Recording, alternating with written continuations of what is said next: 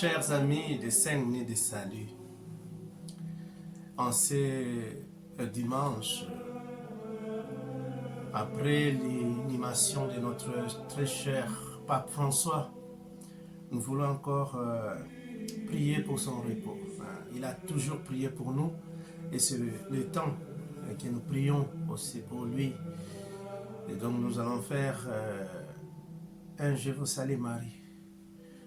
Demander l'intercession de notre mère, qu'elle puisse l'accueillir avec paix. Je vous salue Marie, pleine de grâce, le Seigneur est avec vous. Vous êtes bénie entre toutes les femmes, et Jésus, le fruit de vos entrailles, est béni. Sainte Marie, Mère de Dieu, priez pour nous pauvres pécheurs, maintenant et à l'heure de notre mort. Amen. Chers amis, ce dimanche, nous avons l'opportunité de célébrer le deuxième dimanche du temps de Pâques, où les disciples sont enfermés dans un cénacle et le Christ apparaît au milieu d'eux. La première chose qu'il dit, que la paix soit avec vous. Et nous avons besoin de cette paix, chacun et chacune de nous. Demandons cette paix en ce dimanche, la paix du cœur, la paix dans nos relations, la paix dans nos pays, la paix dans ce monde. Ce n'est pas une paix éphémère, mais une paix qui dure pour toujours. Et pour y arriver, à une vraie paix, il est nécessaire de considérer quelques étapes de cet évangile. Dans cet évangile aujourd'hui, j'aimerais bien extraire un élément très capital, qui est l'absence de Thomas, quand le Christ va apparaître pour la première fois dans ce cénacle. Thomas n'est pas là, alors il ne voit pas le Christ. Et plus tard on le dit, on a vu le Christ et dit non, moi je ne crois pas. Moi je ne crois pas. C'est un élément très capital de cet évangile. L'absence dans la communauté, l'absence dans l'unité nous rend incapables de faire l'expérience du ressuscité.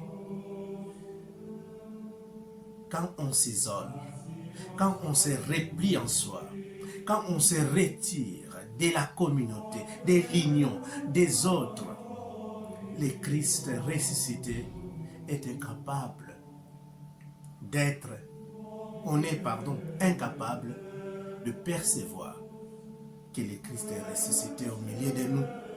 Et moi donc je vous demande cette question, qu'est-ce qui a changé en vous après la Pâque? Qu'est-ce qui a changé? Parce que la Pâque signifie passage.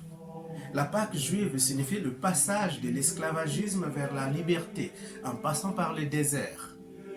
La Pâque chrétienne, c'est le passage de la mort vers la vie éternelle, la résurrection, en passant par la croix. Et toi, qu'est-ce qui a changé en toi? Parce qu'il y a des gens, avant la Pâque, ils vivaient dans les commérages, dans la haine, dans l'injustice. Pendant la Pâque, ils vivent dans les commérages, dans la haine, dans l'injustice. Après la Pâque, ils continuent dans les commérages, dans la haine et dans l'injustice. Qu'est-ce qui a changé en toi? Ça, c'est capital pour nous. C'est très capital comme chrétien. Pâques, oui, mais ce n'est pas un théâtre. On vit la Pâque actuellement. On célèbre la Pâque. On ne célèbre pas comme une mémoire, tout simplement. On célèbre la Pâque. On doit passer de quelque chose à quelque chose. C'est comme de la pluie, quand elle tombe, elle laisse des traces. On voit quand quelqu'un a changé, quand quelqu'un est ressuscité, on le sent. C'est comme du parfum qu'on met dans le corps, dans les habits, qu'on applique dans les habits. Quand quelqu'un passe tout près de nous, il sent le bon parfum. C'est comme ça l'évangile, c'est comme ça la Pâque. On doit changer, on doit sentir que cette personne est ressuscitée. Êtes-vous ressuscité? C'est à vous de penser. Et priez pour ça. Prions ensemble afin que ce passage soit une réalité dans nos vies.